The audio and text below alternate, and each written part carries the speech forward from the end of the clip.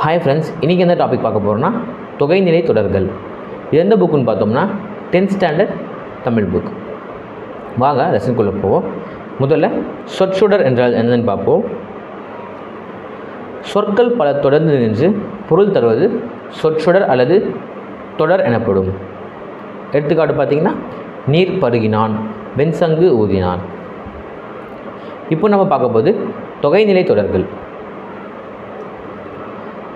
பெயர் சொல்லோடு வினை சொல்லும் பெயர் சொல்லும் சேரும் தொடரின் இடையில் பார்த்திங்கன்னா வேற்றுமை உறுப்புகளோ வினை பண்பு முதலியவற்றின் உறுப்புகளோ தொக்கி அதாவது மறைந்து இரண்டு அல்லது அதற்கும் மேற்பட்ட சொற்கள் ஒரு சொல் போல் நிற்குமானால் அதனை தான் தொகைநிலை தொடர் என்றும் கூறுவர். ஒரு சொல்லில் பார்த்திங்கன்னா வேற்றுமை உறுப்பு வினை பண்பு முதலியவற்றை உறுப்புகள் பார்த்திங்கன்னா மறைந்து வந்திருக்கும். இந்த மாதிரி மறைந்து வந்தால் அது தொகைநிலை தொடர் என்று கூறுவர். எடுத்துக்காட்டு பார்ப்போம். கரும்பு தின்றான்.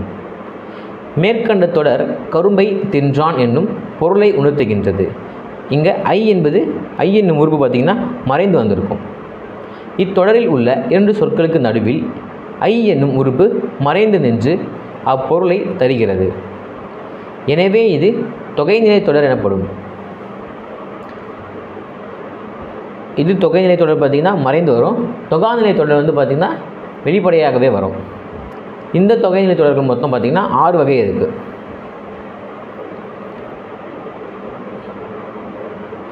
தொகைநிலை தொடர் 6 வகைப்படும். அவை வேற்றுமை தொகை, வினைத்தொகை, பண்புத்தொகை, உவமைத்தொகை, உம்மைத்தொகை, அன்மொழித்தொகை. முதல்ல பார்க்க போகிறது வேற்றுமை தொகை. எடுத்துக்காட்டு ஃபஸ்ட்டு பார்ப்போம். மதுரை சென்றான், சென்றார். இது பார்த்திங்கன்னா மதுரைக்கு சென்றார் என்று வரும். இங்கே 4ஆம் வேற்றுமையான கூ பார்த்திங்கன்னா மறைந்து வந்திருக்கும். இத்தொடர் மதுரைக்கு சென்றார் என விரிந்து நின்று பொருள் தருகிறது. கொடுக்கப்பட்ட இரு சொற்களுக்கு இடையில் கூ என்னும் வேற்றுமை உறுப்பு இல்லை. இது தொக்கி நின்று பொருளை உணர்த்துகிறது. தொக்கி என்றால் மறைந்து. இவ்வாறு ஒரு தொடரில் வேற்றுமை உறுப்புகள் அதாவது ஐ, ஆல், கு, இன், அது, கண் ஆகியவற்றுள் ஒன்று மறைந்து வந்து பொருள் உணர்த்துவது வேற்றுமை தொகை எனப்படும். இதெல்லாம் மறைந்து வந்து பொருள் தருவது தான் தொகைநிலை தொடர். அது மட்டும் இல்லாமல் இந்த வேற்றுமை உறுப்புகளான ஐ, ஆல், கு, இன், அது, கண் ஆகியவற்றில் ஒன்று மறைந்து வந்து பொருள் உணர்த்துவது வேற்றுமை தொகை எனப்படும். அடுத்து உருபும் பயனும் உடன்தொக்க தொகை. எடுத்துக்காட்டு தேர்ப்பாகன். இத்தொடர் தேரை ஓட்டும் பாகன் என விரிந்து பொருளை உணர்த்துகிறது.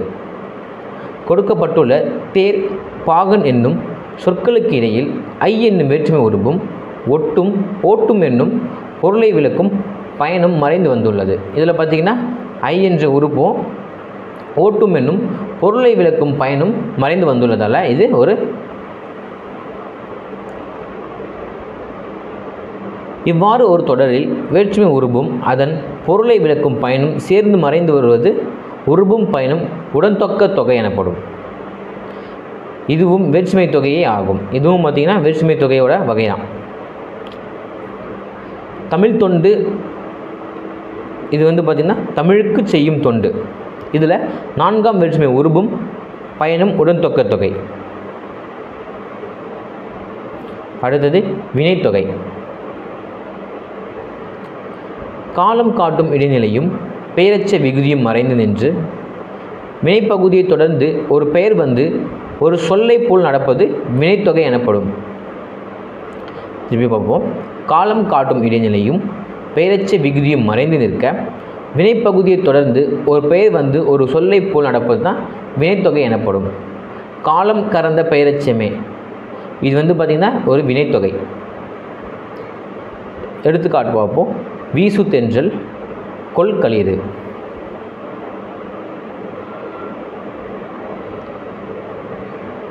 வீசு கொல் என்பன வினைப்பகுதிகள். இவை முறையே தென்றல் களிறு என்னும் பெயர் சொற்களோடு சேர்ந்து காலத்தை வெளிப்படுத்தாத பெயரெச்சங்கள் ஆயின. மேலும் இவை வீசிய காற்று, வீசுகின்ற காற்று, வீசும் காற்று எனவும், கொன்ற களிறு, கொள்கின்ற களிறு, கொல்லும் களிறு எனவும் முக்காலத்திற்கும் பொருந்துபடி விரிந்து பொருள் தருகின்றன. காலம் காட்டும் இடைநிலைகள் இப்பெயரெச்சங்களில் தொக்கி இருக்கின்றன. வினைப்பகுதியும் அடுத்து பெயரெச்சச் சொல்லும் அமைந்து சொற்றொடர்களிலே வினைத்தொகை அமையும். இந்த வினைத்தொகை பார்த்திங்கன்னா 3 காலத்தையும் காட்டும். வீசு தென்றல், வீசுகின்ற தென்றல், வீசும் தென்றல் அப்படின்னு காட்டும். அடுத்து பண்புத்தொகை. நிறம், வடிவம், சுவை, அளவு முதலானவற்றை உணர்த்தும் பண்பு பெயருக்கும் அது தழுவி நிற்கும் பெயர் சொல்லுக்கும் இடையில் மை என்னும் பண்பு விகுதியும் ஆகிய ஆன என்னும் பண்பு உறுப்புகளும் மறைந்து வருவது பண்புத்தொகை எனப்படும். பண்புத்தொகையிலே என்னென்ன வரும் பார்த்திங்கன்னா, நிறம், வடிவம், சுவை, அளவு முதலானவற்றை உணர்த்தும் பண்பு பெயருக்கும் அது தழுவி நிற்கும் பெயர் சொல்லுக்கும் இடையில் மை என்னும் பண்பு விகுதியும் ஆகிய ஆன என்னும் பண்பு உறுப்புகளும் மறைந்து வருவது. இந்த பண்பு தொகையில் பார்த்திங்கன்னா ஆகிய ஆன என்னும் பண்பு உறுப்புகளும் மறைந்து வருவது பண்பு தொகை எனப்படும். செங்காந்தல், இது பார்த்திங்கன்னா செம்மையாகிய காந்தல். வட்ட தொட்டி, வட்டமான தொட்டி. இன்மொழி, இனிமையான மொழி. அடுத்து இரு பெயரிட்டு பண்புத்தொகை. சிறப்பு பெயர் முன்னும் பொதுப்பெயர் பின்னும் நின்று இடையில் ஆகிய என்னும் பண்பு உறுப்பு தொக்கி வருவது இரு பெயரிட்டு பண்பு தொகையாகும். சிறப்பு பெயர் முன்னும் பொதுப்பெயர் பின்னும் நின்று இடையில் ஆகிய என்னும் பண்பு மறைந்து வருவது தான் இரு பெயரிட்டு பண்பு தொகை. மார்கழி, திங்கள். இதில் மார்கழி என்பது பார்த்திங்கன்னா சிறப்பு பெயர், திங்கள் என்பது பொதுப்பெயர். அடுத்தது சாறை பாம்பு. திங்கள், பாம்பு ஆகிய பொது பெயர்களுக்கு முன் மார்கழி, சாறை என்னும் சிறப்பு பெயர்கள் வந்து மார்கழி ஆகிய திங்கள் என்றும் சாறை ஆகிய பாம்பு என்றும் இரு பெயரட்டாக வந்துள்ளன. இதுதான் இரு பெயரட்டு பண்புத்தொகை. அடுத்து உவமை தொகை. உவமைக்கும் பொருளுக்கும் இடையில் உவம உறுப்பு மறைந்து வருவது தான் உவமை தொகை எனப்படும். உவம உறுப்பு மறைந்து வருவது தான் உவமை தொகை. எடுத்துக்காட்டு பார்த்தோம்னா, மலர் கை. இதில் மலர் போன்ற கை என்று பிரியும். இதில் போன்ற என்ற உவம உறுப்பு.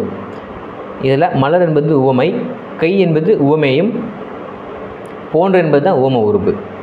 இதையே போன்ற என்னும் உவம உறுப்பு மறைந்து வந்துள்ளது. அதனால் இது உவமை தொகை. அடுத்தது உம்மை தொகை.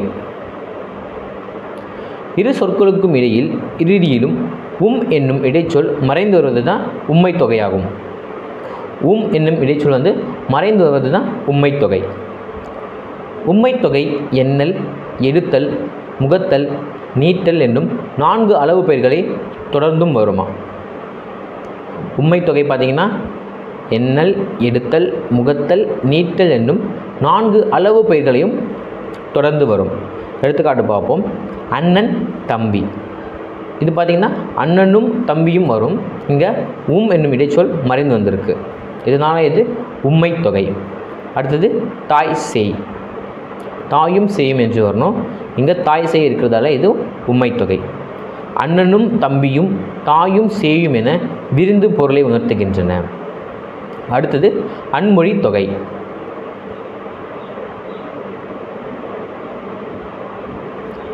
வேற்றுமை, வினை, பண்பு, உவமை, உம்மை ஆகிய தொகைநிலை தொடர்களில் உறுப்புகளும் அவை அல்லாத வேறு சொற்களும் மறைந்து நின்று பொருள் தருவது அன்மொழி தொகை எனப்படும். திரும்ப பார்ப்போம். வேற்றுமை, வினை, பண்பு, உவமை, உம்மை ஆகிய தொகைநிலை தொடர்களில் உறுப்புகளும் அவை அல்லாத வேறு சொற்களும் மறைந்து நின்று பொருள் தருவது அன்மொழி தொகை எனப்படும். எடுத்துக்காட்டு பார்ப்போம். சிவப்பு சட்டை பேசினார், முறுக்கு மீசை வந்தார். இதில் இவற்றில் சிவப்பு சட்டை அணிந்தவர் பேசினார் அப்படின்னு வரும். அடுத்தது முறுக்கு மீசை உடையவர் வந்தார் என தொகைநிலை அல்லாத வேறு சொற்கள் மறைந்து நின்று பொருள் தருவதால் இது அன்மொழி தொகை என்று சொல்லுவாங்க. திருப்பி பார்ப்போம். சிவப்பு சட்டை அணிந்தவர். அடுத்தது பார்த்திங்கன்னா முறுக்கு மீசை உடையவர். இந்த அணிந்தவர் உடையவர் இது வந்து மறைந்து வந்திருக்கும். சிவப்பு சட்டை அணிந்தவர் பேசினார், முறுக்கு மீசையை உடையவர் வந்தார் என தொகைநிலை தொடர் அல்லாத வேறு சொற்கள் மறைந்து நின்று பொருள் தருகின்றன. இதனால் இது அன்மொழி தொகை. தொகைநிலை அல்லாத சொற்கள் மறைந்து வந்தாலும் அதுவும் அன்மொழி தொகை. இதோடு அந்த லெசன் முடியுது. தேங்க்யூ.